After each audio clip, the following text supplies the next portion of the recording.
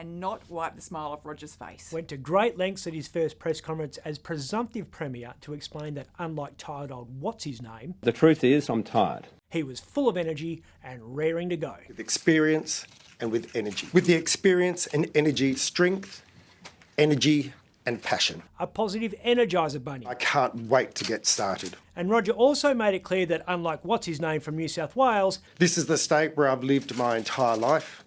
It is where I've raised my children. He was a born and bred West Australian. Subtle. Yeah, politicians never look in the rearview mirror.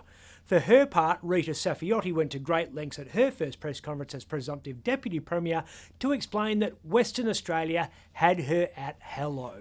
I love this great state. Is it just me, or at today's presser did she look more and more like a younger Jerry from Succession? Yeah, that's uncanny. Roger and Jerry Rita were presenting a united front. And I'm passionate about working with my colleague Roger Cook to deliver for the people of Western Australia. Brought together by a mutual love of WA. And a mutual hatred of United Workers Union boss Carolyn Smith. Carolyn's paying the price for years of never leaving anything on the table during factional negotiations. Whatever United Workers was entitled to, United Workers took.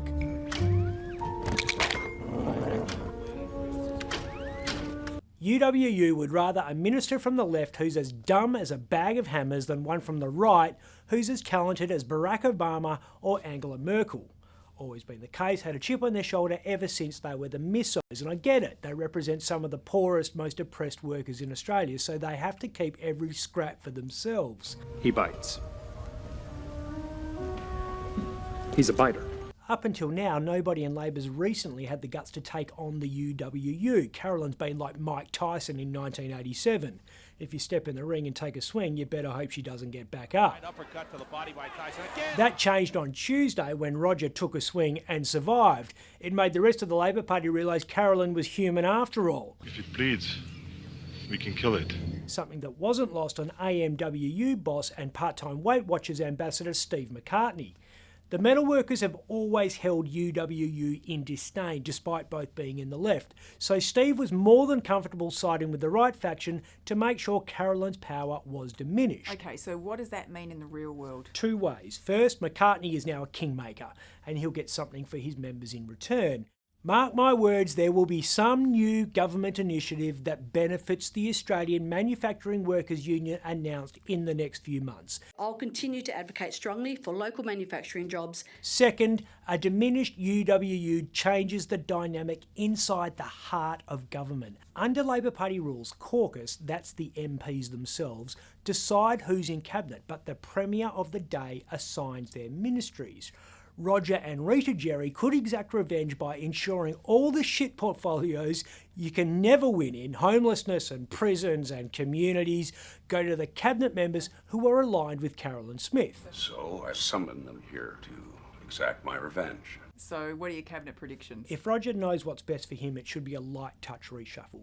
Rita becomes treasurer. Do you have a mind to keep Treasury though, like Mr McGowan did before you? As I said, we'll continue to look at the range of responsibilities inside. But she retains transport. She can handle the workload, and after eating the Metronet shit sandwich for so long, she shouldn't have to hand it over just at the point where she can start cutting ribbons and using them to floss. Roger retained state development and the plum gig of tourism minister, which Richard Court and Colin Barnett both did when they were premiers. Now, Roger will want Jessica Shaw in cabinet. She's been his parliamentary secretary, and he'll also want David Michael in as well. So who's going to make room for them? Well, McGowan, obviously. Who's that? And Sabine Winton's looking like a wounded gazelle in a David Attenborough documentary about life on the Serengeti. Nowhere is safe. And something's running after her. The final stalk begins. I'm Ben Harvey. Roger that. For more update, click the subscribe button below.